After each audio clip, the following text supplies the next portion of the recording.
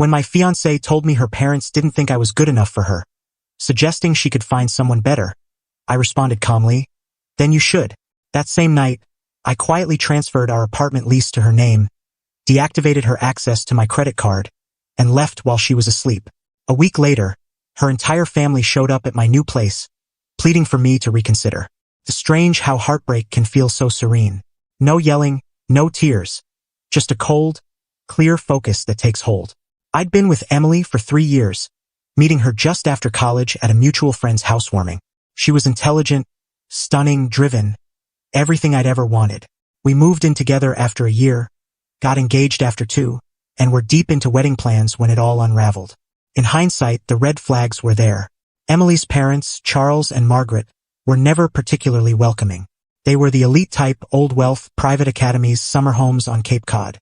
I came from a modest family in Michigan, worked my way through a state university with loans and side gigs, and was carving out a career as an architect at a solid but unremarkable firm. At dinners, they'd probe about my professional ambitions, asking if my firm handled any high-profile projects. Margaret would bring up Emily's ex, now thriving at a private equity firm in Manhattan. Charles would mention acquaintances' sons who were surgeons or corporate leaders. I shrugged it off. In-laws can be tough, right? Emily would nudge my leg under the table, smirking when her parents weren't watching. I thought we were solid. The day it all collapsed was unremarkable. A Wednesday in May. I came home exhausted from a marathon client presentation. Emily was at our kitchen counter, glued to her tablet. "Hey," I said, tossing my keys into the dish by the door. "How's your day going?" She didn't respond immediately, which wasn't like her. Emily was always chatting about her job, friends, or something she'd seen online. The silence was my first hint something was off.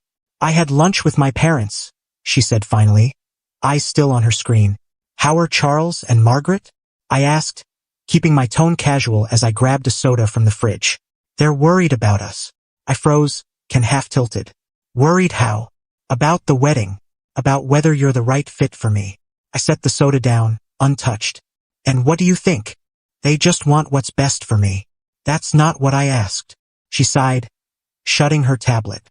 "They brought up some things I hadn't considered, like how your job doesn't have the same upward mobility as, say, finance or law.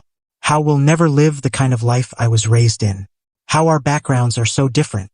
We've known that since day one," I said, my voice steady despite the tightening in my chest. "It never seemed to bother you before." "It didn't, but thinking long-term, kids, the future, I don't know."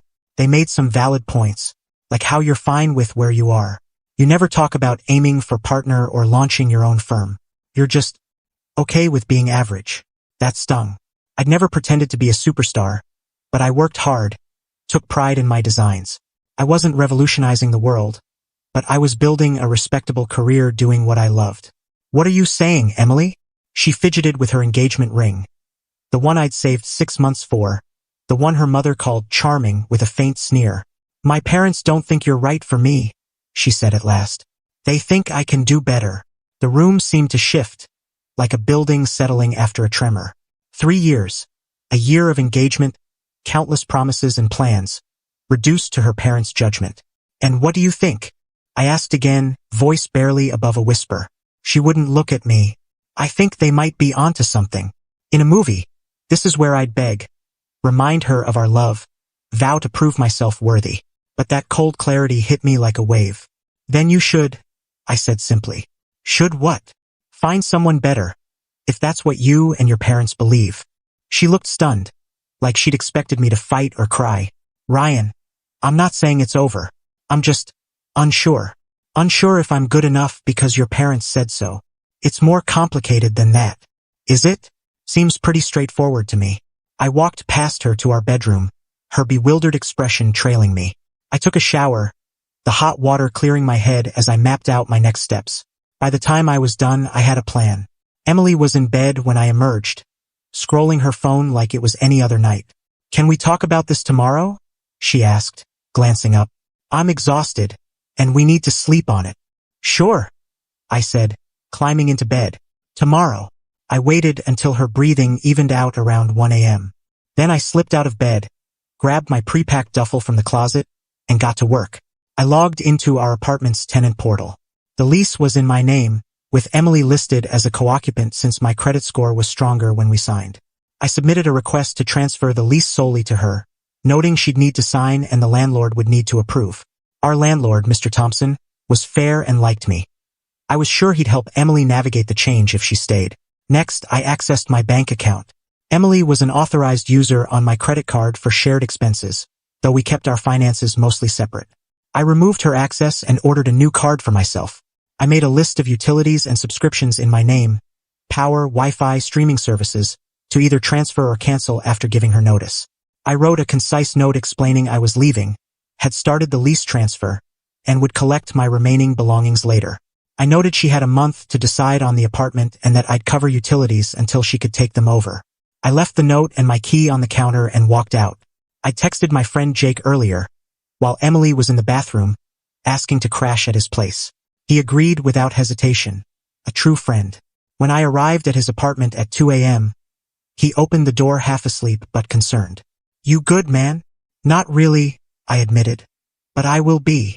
Over drinks on his couch, I explained everything. Jake didn't push me to reconcile or go back. "Her loss," he said, tapping his glass against mine. "Stay as long as you need." The next morning, my phone was flooded with notifications. Calls, texts, voicemails from Emily, each more desperate than the last. "Where are you? Call me. You just left?" The landlord mentioned a lease transfer. "I can't afford this place alone." "You canceled the card?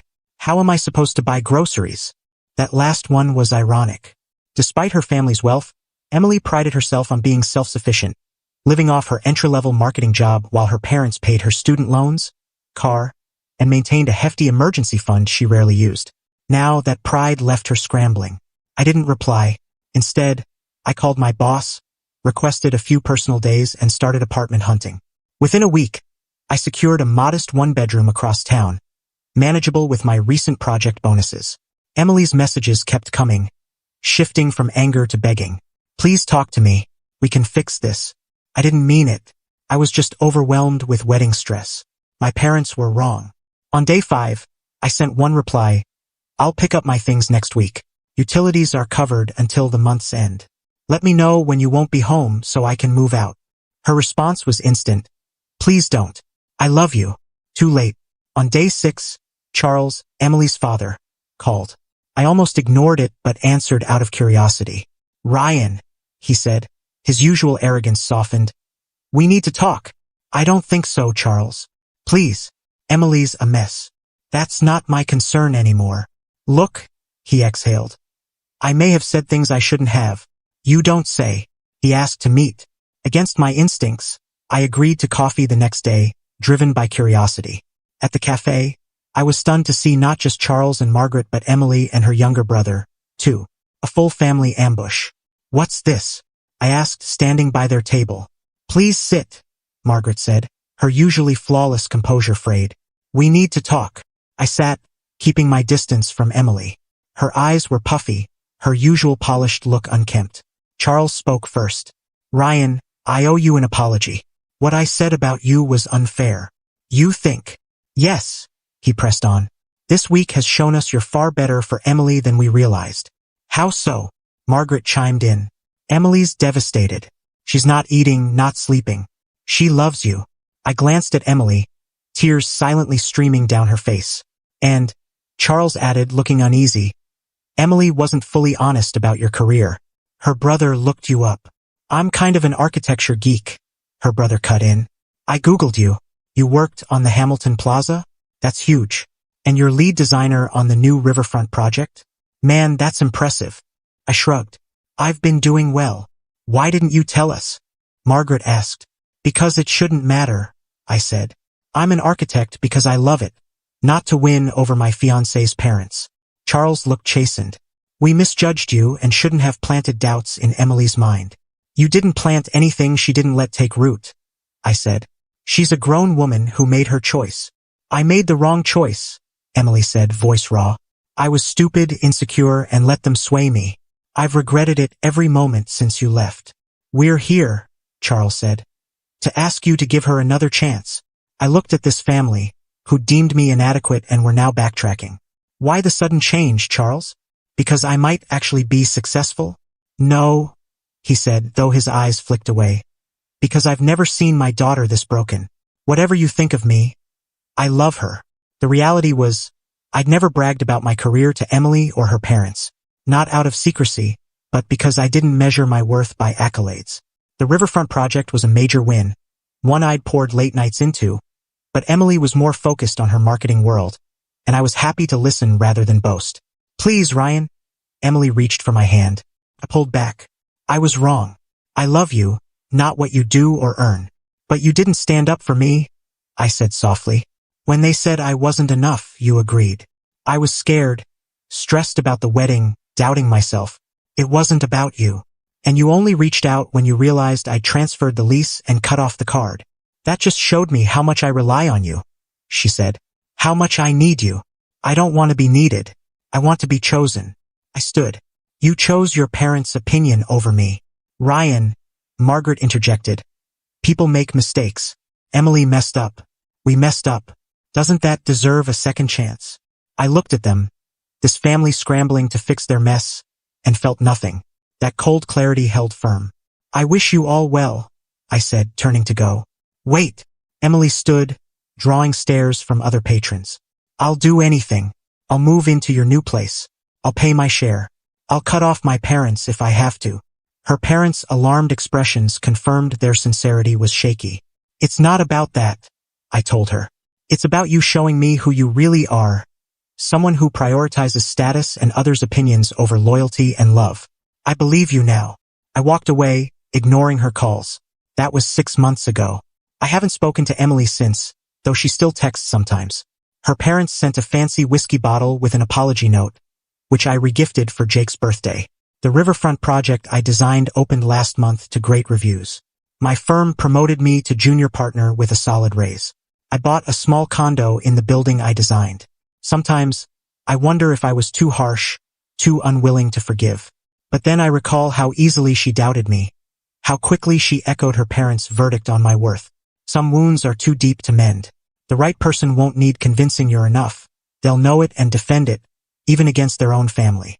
I'm still searching for that person, but now I know what I deserve and what I won't settle for.